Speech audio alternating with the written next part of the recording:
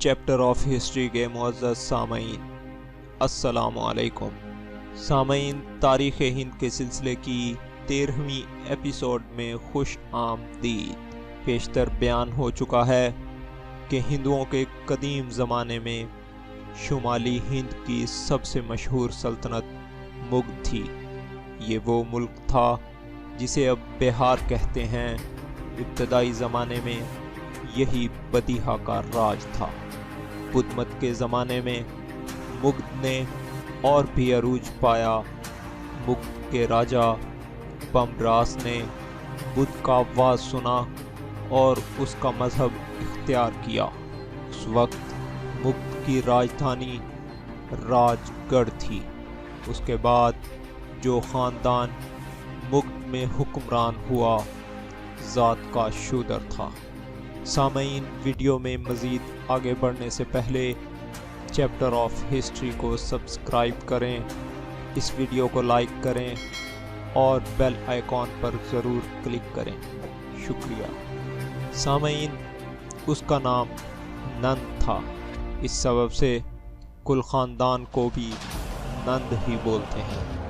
انہوں نے پاتلی پتر کو، جو دریائے سون اور گنگا کے مقام اتصال پر واقع ہے، اپنا پایا تخت بنایا۔ جب سکندر اعظم ہند پر حملہ آور ہوا تو اس خاندان کا ایک شہزادہ چندر گپت، جو اپنے ہاں کے موجودہ راجا کو تخت و تاج سے محروم کرنا چاہتا تھا، سکندر کے پاس پہنچا اور اس سے التجا کی کہ آپ مگدھ میں چلیں اور وہاں راج کریں، لیکن یونانی سپاہ نے اتنی دور جانے سے انکار کیا۔ جب سکندر اس ملک سے واپس چلا گیا تو چندر گپت نے اپنے ہمراہیوں کی ایک قومی جماعت بہم پہنچا کر نند راجا کو قتل کر دیا اور 316 قبل مسیح کے قریب خود مگدھ کا راجا بن گیا۔ سامعین، چندر گپت موریہ کے زمانے میں 321 سے 397 قبل مسیح تک مگدھ شمالی ہند کی ایک نہایت عظیم الشان سلطنت ہو گئی۔ کہتے ہیں کہ گنگا کی وادی سے لے کر پنجاب یعنی آریہ در تک کل علاقہ اس کے تابع تھا، اور وہ سب قدیم آرین ریاستیں جو بدیہا، پانچال، کوشل اور کاشی کے نام سے مشہور تھیں، مگدھ کی قلمرو میں شامل تھیں۔ چندر گپت کا خاندان موریہ خاندان کہلاتا ہے کیونکہ اس کی ماں کا نام مرا تھا۔ 30 سال کے قریب اس نے پاٹلی پتر میں راج کیا۔ اس بات کا ذکر پہلے آ چکا ہے کہ باختر یعنی ترکستان کے بادشاہ سلوکس نے اس کے ساتھ صلح کر کے اس کو اپنی بیٹی بیاہ دی تھی۔ ایک یونانی سفیر مگاستھینز 8 سال تک اس کے دربار میں رہا۔ اس نے مگدھ دیس اور ہندوؤں کے رسم و رواج کا حال جو خود دیکھا یا سنا تھا بہت مفصل لکھا ہے۔ وہ لکھتا ہے کہ پاٹلی پتر ایک بہت بڑا شہر تھا، 9 میل لمبا اور 2 میل چوڑا۔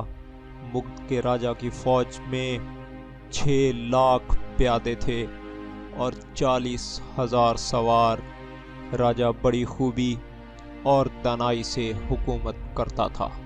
چندر گپت کا پوتا اشوک 272 تھا، 232 قبل مسیح، جو اس خاندان کا تیسرا راجا ہوا ہے۔ 272 قبل مسیح میں گدی پر بیٹھا۔ اس نے چندر گپت سے بھی زیادہ شہرت پائی۔ اس کو اکثر اشوک اعظم کہا جاتا ہے کیونکہ اپنے عہد کا سب سے بڑا اور طاقتور راجا تھا۔ جوانی میں اشوک لڑائی کا بڑا مرد تھا۔ کہا کرتا تھا کہ کالنگا یعنی اڑیسہ کو فتح کر کے اپنی سلطنت میں شامل کر لوں گا۔ چنانچہ 3 سال لڑا اور کالنگا فتح کر لیا۔ کہتے ہیں کہ اس جنگ میں ہزاروں لاکھوں کا خون ہوتا ہوا دیکھ کر اشوک کے دل میں ایسا رحم آیا کہ یک بیک طبیعت بالکل بدل گئی۔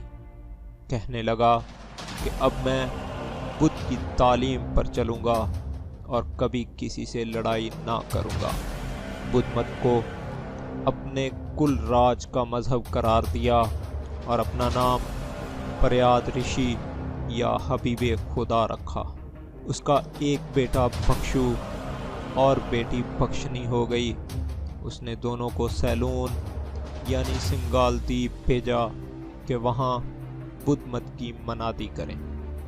اب دوسری مجلس کو منعقد ہوئے 125 سال سے زیادہ عرصہ ہو گیا تھا اور بدھ مت میں کئی قسم کی تبدیلیاں نمایاں ہونے لگی تھیں۔ ان کی تحقیق کے لیے 244 قبل مسیح میں اشوک نے اس مذہب کے 1000 بزرگوں اور عالموں کی تیسری بڑی مجلس منعقد کی۔ مراد یہ تھی کہ بدھ مت کی تعلیم بعد کی بدعتوں اور آمیزشوں سے پاک ہو کر اپنے بانی کی اصلی تعلیم کے مطابق ہو جائے۔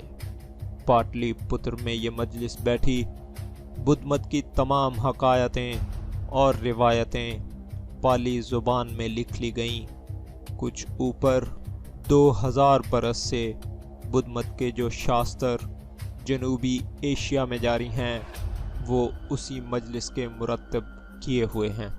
بدھ دھرم کی منادی کے لیے اشوک نے کشمیر، کندھار، تبت، برہما، دکن اور سیلون میں بھکشو روانہ کیے۔ اشوک نے 14 احکام جاری کیے اور جا بجا کل ہند میں پتھر کی لاٹھوں پر کندہ کرا دیے۔ ان میں سے کئی آج تک موجود ہیں۔ ایک الہ آباد میں ہے، ایک گجرات کے گرنار پربت پر ہے۔ ان احکام میں بدھ کی تعلیم کی بڑی بڑی باتیں سب آ جاتی ہیں۔ مثلا دیا کرو، نیک بنو، اپنے دل کو پاک کرو، دان خیرات کرو۔ ایک کتبے کی عبارت میں لکھا ہوا ہے کہ اشوک نے کالنگا دیس فتح کیا اور 5 یونانی بادشاہوں سے صلح کی۔ ان میں سے 3 مصر، یونان خاص اور شام کے بادشاہ تھے۔ اس سے ظاہر ہوتا ہے کہ اپنے عہد میں اشوک کیسا مشہور اور ذی شان راجا تھا۔ 232 قبل مسیح میں اشوک نے وفات پائی۔ اس کے 40 سال کے بعد موریہ خاندان کا بھی خاتمہ ہوا۔ موریہ کے بعد مگدھ میں 2 ایسے خاندان ہوئے جن کے ناموں کے سوا اور کچھ حالات معلوم نہیں۔